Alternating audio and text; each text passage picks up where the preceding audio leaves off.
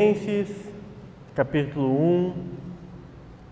Eu gostaria de ler o versículo de 3 a 5, mas o meu foco é o versículo 5, irmãos.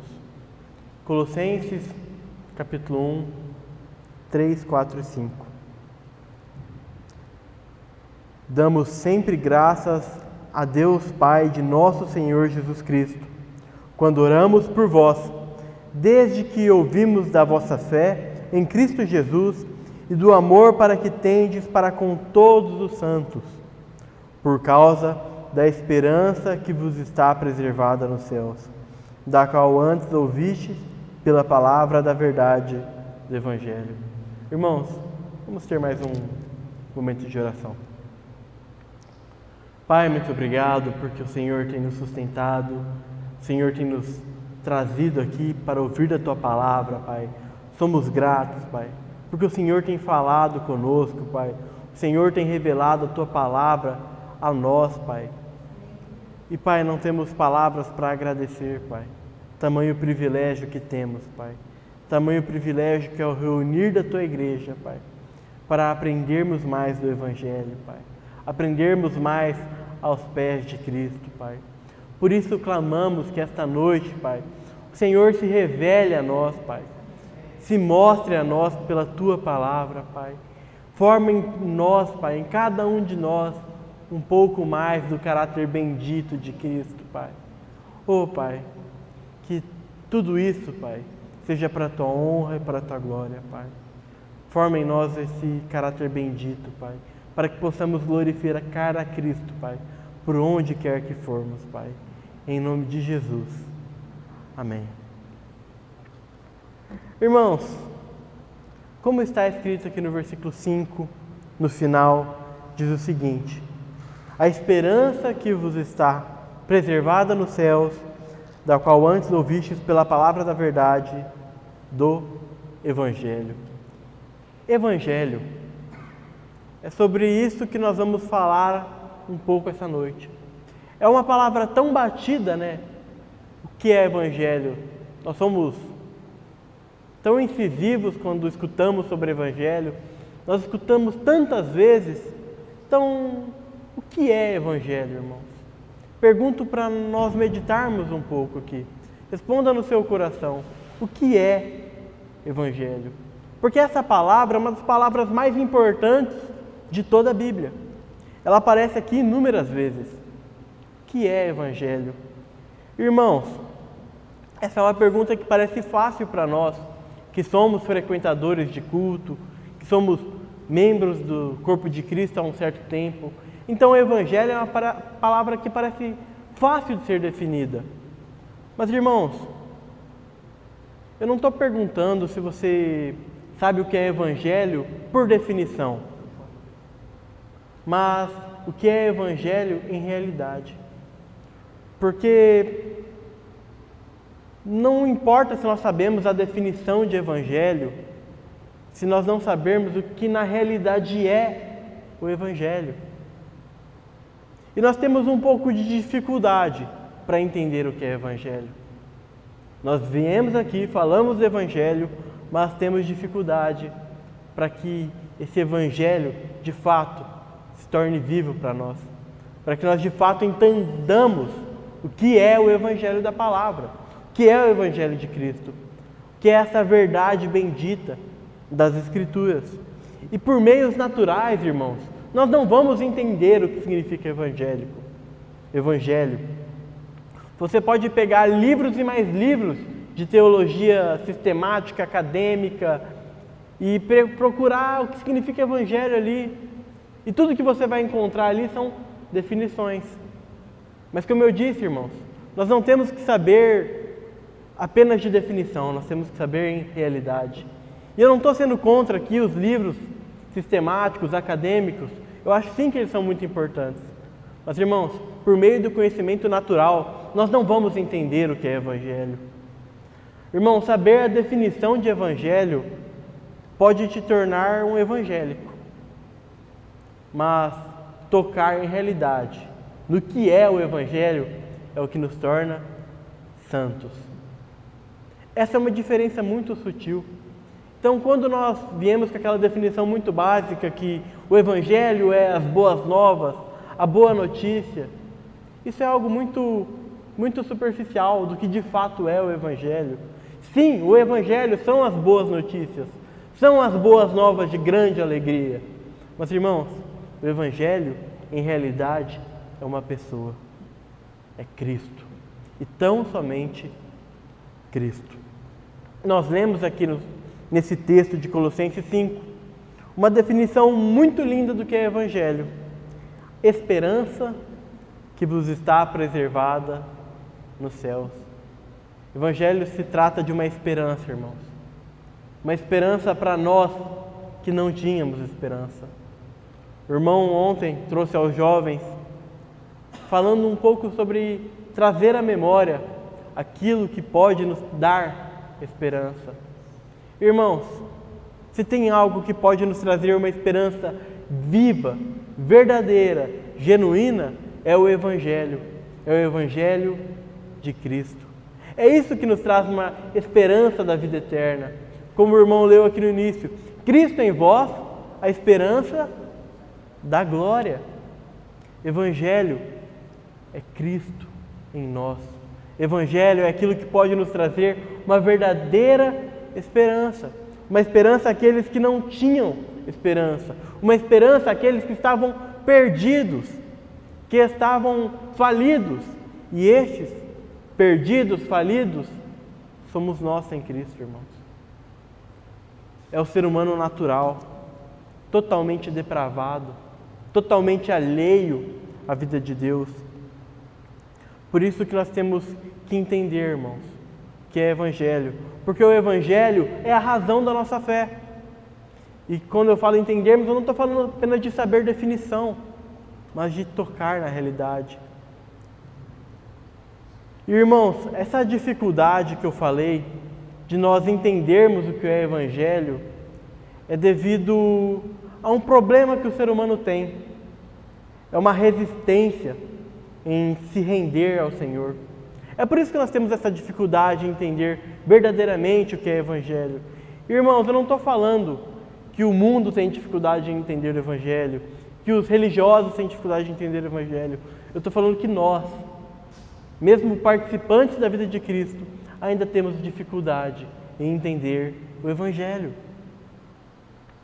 Nós temos uma resistência em nosso coração, porque nós somos meritocratas. Palavra bonita, né? Meritocratas. Nós somos viciados em ter mérito. E o Evangelho fala de graça para falidos. E nós achamos que o amor de Deus é proporcional ao quão bom a pessoa é, ou a quantas bênçãos aquela pessoa tem. Mas, irmãos, isso não é Evangelho. Evangelho é para aquele que estava perdido. Cristo veio salvar e buscar aquele que estava perdido. E precisamos reconhecer a perdição para entender o Evangelho.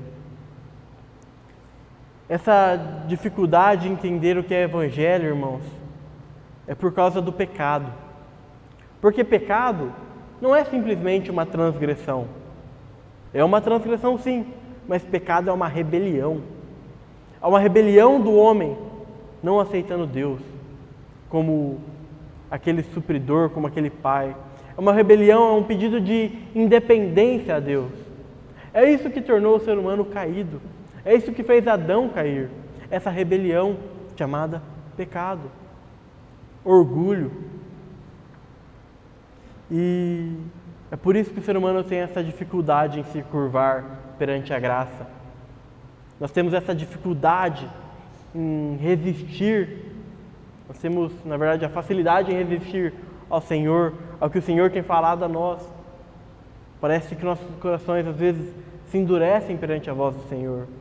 Como precisamos ser tratados? Às vezes escutamos, mas não desce para o coração. Temos apenas aqui conhecimento em definição. Mas saber a definição de algo, irmãos, não salva ninguém. Não leva ninguém à glória. E por o ser humano ter essa dificuldade em se resistir à graça, ele cria métodos, cria maneiras para alcançar a Deus. Por quê? Porque o ser humano sempre preferiu fazer.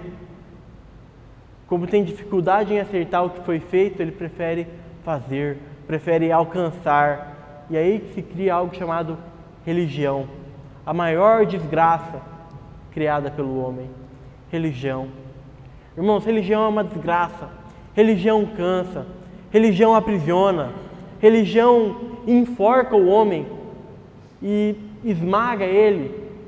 Como você esmaga um pano para limpar, sabe? Tirar aquela umidade, quando você pressiona, até sair toda aquela água para você usar o pano novamente. Assim é a religião. Ela acaba com o homem. O religioso não é feliz. Você pode ver uma pessoa religiosa, ela tem apenas uma casca, mas a vida dela, interiormente, não é uma vida transformada, regenerada pela palavra. Então o homem, ele tenta alcançar a Deus por seus próprios meios. Porque o ser humano natural, ele tem uma sede de Deus. Ele tem uma sede da divindade. Ele procura conhecer mais sobre a vida eterna. Então nós vemos essas diversas formas, maneiras, modos, diversas religiões, diversos meios. E o mundo tem falado que todos os caminhos levam a Deus. Irmãos, todos os caminhos sim levam a Deus. Como juiz, como Salvador, apenas um. Como Pai, apenas um. O caminho, Cristo. Isso é muito diferente de religião. Onde você precisa fazer, onde você precisa alcançar, onde você precisa, por meio das suas forças, fazer alguma coisa para alcançar a Deus. Irmãos, o Evangelho é algo totalmente diferente. O Evangelho é o Deus eterno que se fez homem e veio até nós. Enquanto a religião é o homem procurando Deus, o Evangelho é Deus procurando os seus. Totalmente diferente. É totalmente oposto entre um e outro. Nós temos aquele texto tão conhecido, né? Aquele texto que chamam de o texto universal, João 3,16. O que diz João 3,16? Porque Deus amou o mundo de tal maneira que deu seu Filho unigênito para que todo aquele que nele crê não pereça, mas tenha a vida eterna. Um texto que até crianças sabem de cor. Irmãos, esse é um dos textos mais preciosos da palavra. É um texto tão importante para nós. Esse é um texto que fala que Deus, movido pelo seu amor, entregou seu Filho Jesus Cristo como meio de salvação para os perdidos, para que esses perdidos possam crer em Jesus Cristo e serem salvos por Ele. Irmãos, isso resume o Evangelho. É Cristo. É crer em Cristo e na sua obra consumada no Calvário. Evangelho da graça fala sobre a graça. É meio óbvio isso, né? Evangelho da graça fala sobre a graça.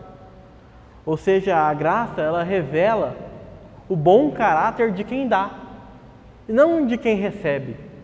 A graça não fala sobre quem recebe, mas fala sobre quem dá. O protagonista do Evangelho nunca foi o homem.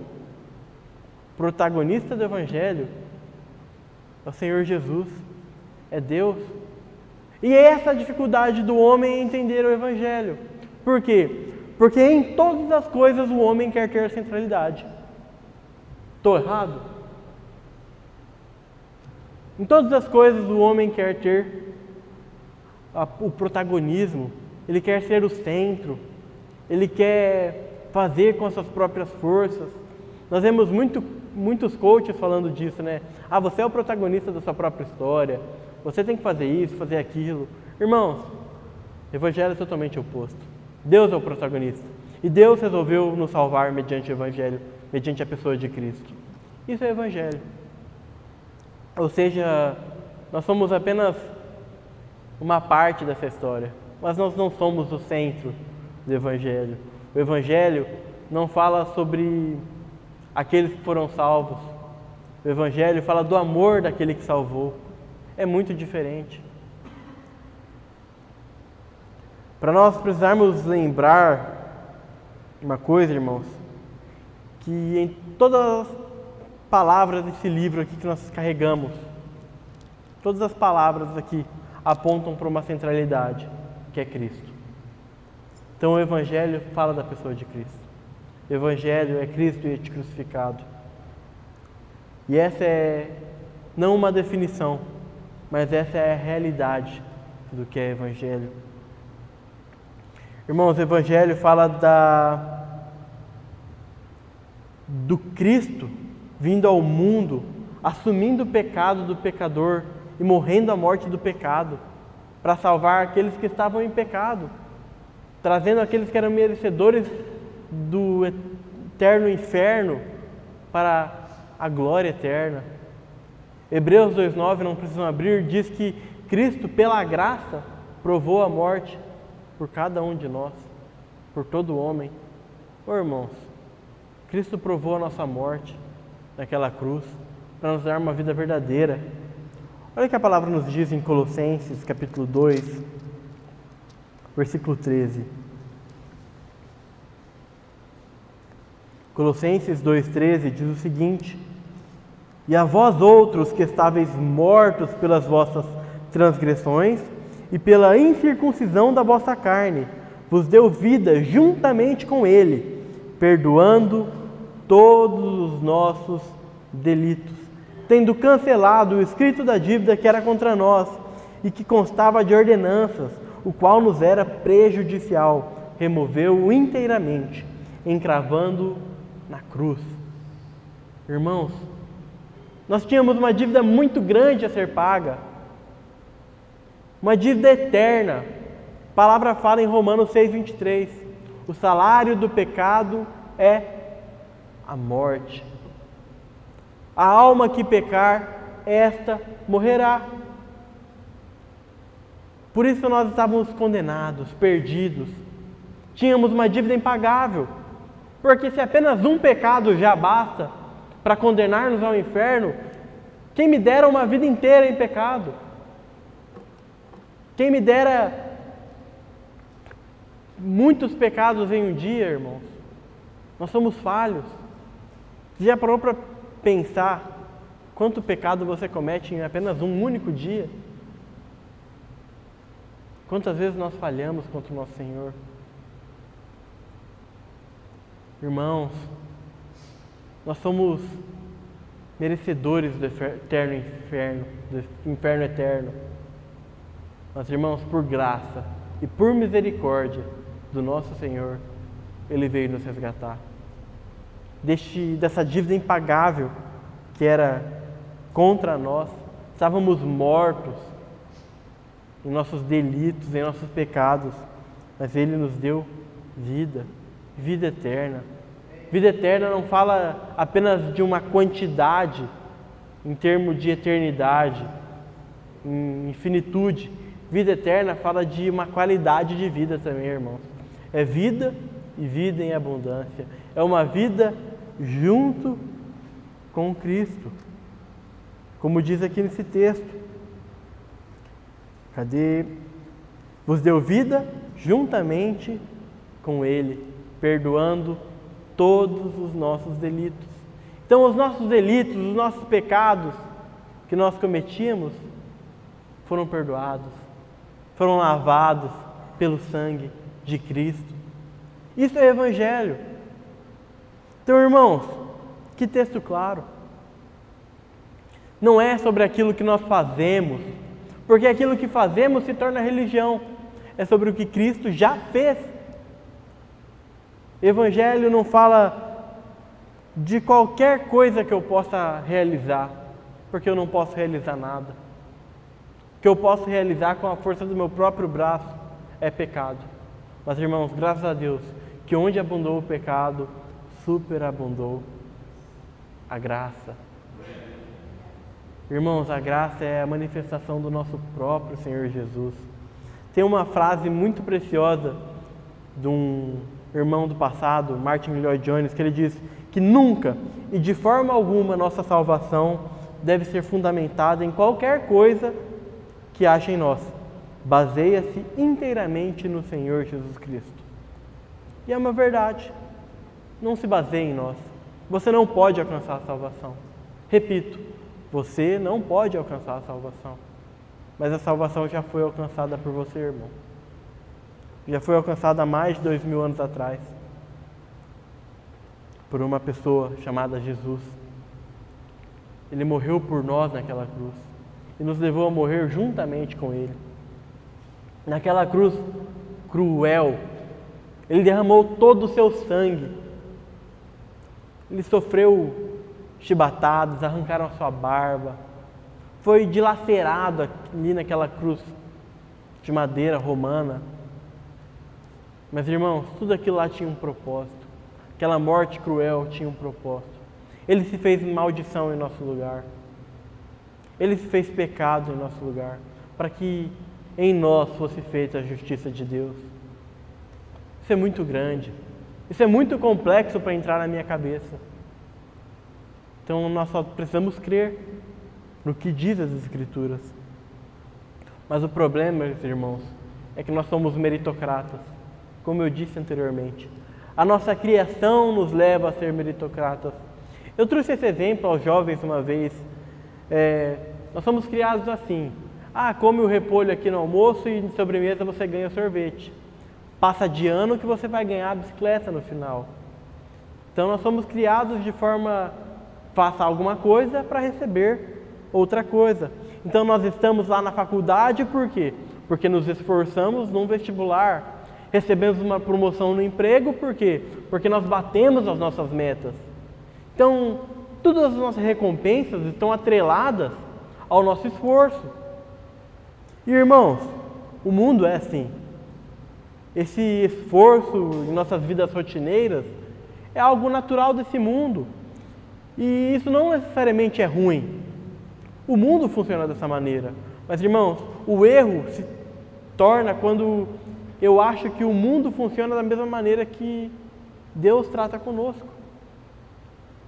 Se nós acharmos que Deus nos trata dessa maneira, estaríamos perdidos. Achar que Deus é um Deus mal-humorado que está lá no céu com um porrete na mão e que todas as vezes que nós falhamos Ele dá nas nossas costas. Irmãos, Ele sim nos corrige, mas Ele nos corrige com amor. Ele não é um Deus sádico que tem prazer em nos maltratar. Ele nos trata com graça, porque graça é o que Ele é em essência. Então, se nós pensarmos que Deus é esse Deus que nos leva a sofrimentos, porque Ele quer nos fazer do mal, quer nos punir, irmãos, nós temos um problema em entendermos o Evangelho. Se nós achamos que é dessa maneira, nós temos um problema em entender o coração de Cristo. Como Cristo descreve seu próprio coração? Manso e humilde de coração. Precisamos confiar nos méritos de Cristo. Irmão, presta bastante atenção aqui agora, porque ser convertido, irmãos, não é simplesmente uma mudança de comportamento. Envolve mudança de comportamento. Mas ser um cristão não é uma mudança de comportamento. Ser cristão, primeiramente, é uma mudança de confiança. Nós não confiamos mais em nós mesmos. Nós confiamos nos méritos de Cristo. Não é sobre aquilo que eu faço, não é sobre aquilo que eu deixo de fazer, é sobre o que Cristo já realizou. Isso é Evangelho. A salvação não é um prêmio dado para os vencedores.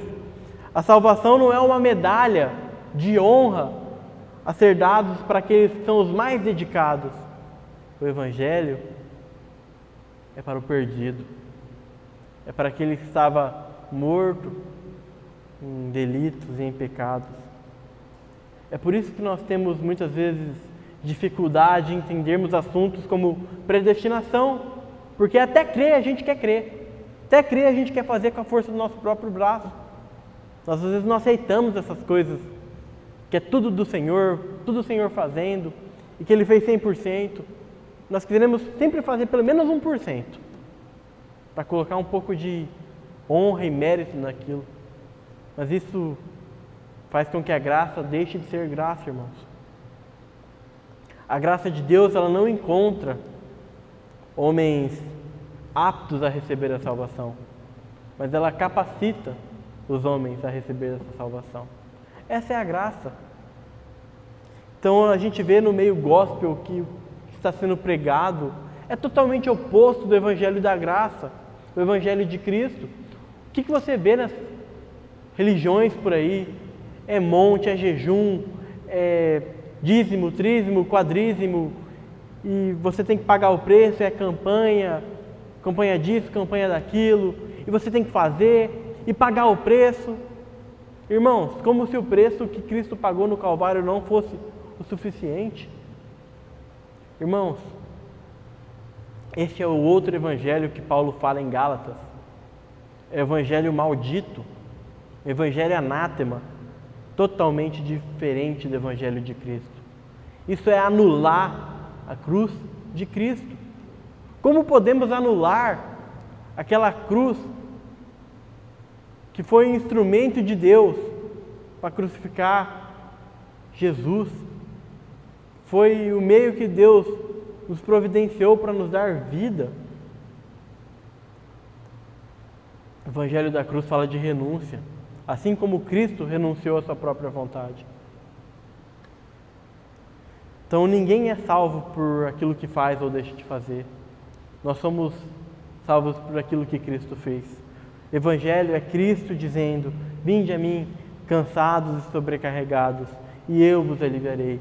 O evangelho é Cristo dizendo: quem tem sede, venha e beba de graça da água da vida. É Cristo, tão somente Cristo. Ele é a realidade de todo o evangelho, irmãos. Então, essa é a resposta de uma vida santa. A resposta de uma vida santa é em agradecimento ao próprio Senhor. Porque se eu querer viver uma vida santa com a força do meu próprio braço, eu caio em religião, da mesma maneira que eu tentar alcançar a Deus pela força do meu próprio braço. Irmãos, muitos de nós às vezes vivemos vidas religiosas. Eu falo por mim. Muitas vezes eu tento buscar o Senhor com a força do meu próprio braço. E todas as vezes que eu faço isso, eu falho. Porque eu não consigo. Mas todas as vezes que é a graça operando em mim, aí sim. Quanto mais de mim tem, mais fracasso eu tenho. Mas quando é Cristo agindo, aí a vitória é certa, irmãos. Jesus Cristo pagou um preço muito alto por nós, irmãos. Jesus Cristo nos regenerou com uma viva esperança. Esse é o Evangelho, uma esperança reservada nos céus. Nós podemos crer e ter uma certeza eterna, irmãos. Se nós partirmos hoje, se nós partirmos nesse exato momento, ao abrir os nossos olhos, nós contemplaremos o Rei da Glória. Por quê? Porque fomos alcançados pelo Evangelho. Nossa atitude, irmãos, nessa terra, deve ser uma resposta a tudo aquilo que Cristo já fez. Não podemos transformar nossa vida em uma vida de fardo para alcançar o Senhor, para viver uma vida em santidade. As religiões não podem trazer descanso, mas Cristo pode. Jesus, Ele quer nos libertar da vida religiosa, que muitas vezes nós vivemos. Então, irmãos, você não assiste culto, você não ouve pregações, você se alimenta do Evangelho. O Evangelho deve nos conduzir a ter uma mente totalmente renovada. O Evangelho deve conduzir a nossa vida a viver uma vida de alegria, uma vida de santidade, uma vida que agrade ao Senhor. Mas, irmão, se eu tentar viver uma vida que agrade ao Senhor com a força do meu braço, o que vai acontecer, irmãos? E nós tentamos. Ou só eu que tento viver uma vida que agrade ao Senhor na força do meu braço? Só eu que tenho essa falha, esse defeito? Nós temos. Nós muitas vezes nos comportamos como religiosos, tentando alcançar o Senhor. Irmãos, nós não fazemos o que fazemos porque temos regras. Nós não fazemos o que fazemos porque nós temos que fazer. Nós não frequentamos cultos porque temos que frequentar cultos. Nós não lemos a palavra porque temos que ler a palavra. Nós não viemos nas reuniões de orações porque temos. E você frequenta aqui porque tem que. Se nós nos tornarmos escravos do tem que, seremos perdidos. Tudo o que nós devemos fazer, irmãos, deve ser uma resposta àquilo que o Senhor já fez em nós. Tudo aquilo que nós fazemos, irmãos, deve ser em amor genuíno ao Senhor. Irmãos, aqui nessa comunidade nós temos o privilégio de ter irmãos que admoestam, que exortam, que trazem os irmãos para ter uma vida de centralidade cada dia mais em Cristo. Isso é precioso. Mas a partir do momento quando essas exortações se tornam um peso em nossas vidas, irmãos, precisamos rever nossas vidas aos pés do Senhor. Será que estamos vivendo uma vida de resposta a Cristo? Ou será que estamos fazendo tudo o que fazemos porque o pastor tem pedido, para agradar os irmãos? Irmãos, nossa vida deve ser para agradar a Cristo. Nossa vida deve ser uma resposta a Cristo. É muito comum nós escutarmos aquela frase, né? E eu concordo 100% com ela, que a graça não anula a nossa responsabilidade. Mas, irmãos, da mesma maneira que a graça não anula a nossa responsabilidade, a responsabilidade não anula a nossa graça. Então, todas as vezes que nós tentamos alcançar a Deus pela força do nosso mérito, por aquilo que fazemos, nós falhamos, irmãos. Tudo que nós devemos fazer em nossa vida cristã deve ser uma resposta a Cristo, ao que Cristo já fez. Então, a religião oprime, irmãos. A religião, ela vem e fala: você tem que. Irmãos, é óbvio que nós temos que fazer muitas coisas, mas nós não fazemos porque temos que fazer. Nós não oramos porque temos que orar. Nós não frequentamos culto porque temos que frequentar. Nós não lemos a palavra porque temos que ler a palavra. É o evangelho do tem que, né? É sempre tem que. Irmãos, nós frequentamos cultos porque nós temos esse privilégio de ter comunhão com os irmãos. Nós lemos a palavra porque nós temos esse privilégio de nos alimentar do próprio Senhor. Nós oramos porque temos esse privilégio de colocar o joelho no chão e falar com o nosso Pai que está nos céus. Religião aprisiona, mas o Evangelho liberta. Que privilégio que nós temos, irmãos.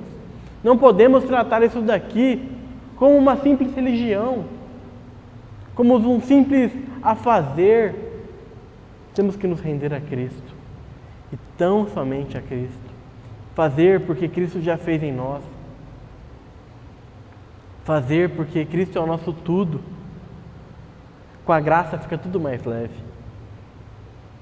Com a graça, o jugo é leve, o fardo é leve. O próprio Senhor Jesus nos ensina isso. Deus não quer o nosso suor. Deus quer o nosso coração, irmãos. Se nós não tivermos um coração totalmente entregue a Ele e tentarmos alcançar a Deus pela força do nosso braço, o que será de nós? Precisamos primeiro entregar o nosso coração. E entregar o nosso coração totalmente. Nosso coração precisa ser inteiramente do Senhor. Quanto de nós ainda temos em nós mesmos? Quanto de nós ainda temos em nós mesmos? Isso nos impede de desfrutar de um verdadeiro descanso no Senhor. Irmãos, que o Evangelho seja uma realidade em nossas vidas. Que o Evangelho seja algo real em nós, irmãos. Que não vivamos vindo em reuniões porque temos que vir em reuniões, Que não leiamos a Bíblia porque temos que ler a Bíblia. Que não vivamos uma vida do temos que, mas que vivamos uma vida em total agrado ao Senhor, como um sacrifício vivo ao Senhor. Sacrifício em louvor ao Senhor, uma vida que agrada ao Senhor, em resposta a essa graça que Ele alcançou a nós, irmãos. Que isso seja uma verdade em nossas vidas. Vamos orar. Pai, muito obrigado porque o Senhor tem nos revelado a Tua palavra, Pai. Muito obrigado porque o Senhor tem sido um Deus misericordioso, um Deus gracioso, um Deus que tem se revelado a nós, Pai. Muito obrigado porque o Senhor tem nos fortalecido, Pai. Nos ensine a viver uma vida que agrade a Ti, Pai. Pai, que não vivamos uma vida presos na religião, Pai, tentando agradar o Senhor com o nosso próprio suor, Pai. Por isso clamamos, Pai, para que o Senhor faça a Sua obra em nossas vidas, Pai. Para que o Senhor fortaleça os nossos corações, Pai. Para que possamos Te servir com alegria, Pai. Para que a Tua igreja, Pai, seja uma igreja viva, Pai. Uma igreja que desfruta da graça de Cristo, Pai. Uma igreja que descansa, Pai, nesse amor bendito que Cristo derramou por nós, sendo nós ainda pecadores, Pai. Fale conosco, Pai. Revele cada dia mais isto e dessa verdade preciosa em nossos corações, Pai. Para a honra e glória do Teu nome, Pai. E em Cristo oramos. Amém. Amém.